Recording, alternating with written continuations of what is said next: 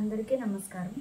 దానం భోగో నాశస్తిస్రః గతయో భవంతి విత్తస్య యన్న దదాతి న భుంక్తే తస్య తృతీయో గతిర్భవతి.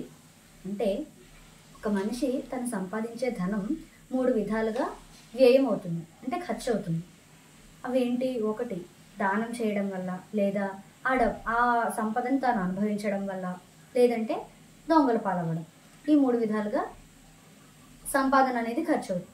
అయితే ఇటు దానము చేయక అటు తాను అనుభవించక ఇలా లోబిగా ఉండే వాళ్ళ యొక్క ధనం మాత్రం 3వ విధంగానే ఖర్చు అవుతుంది. అంటే అది దొంగల పాలే అవుతుంది.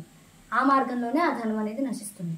అందుకే ఒక మనిషి ఏదైనా సంపాదించినప్పుడు, అంటే ₹1 సంపాదిస్తే కనీసం అందులో ఒక పావలా అయినా దానం చేయాలి. దీని ద్వారా ఆ మనిషి యొక్క పుణ్యం పెరుగుతుంది. తను సంపాదించిన దానికి ఎంతో కొంత విలువ అనేది ఉంటుంది. ఇది ఈ శ్లోకం యొక్క భావం.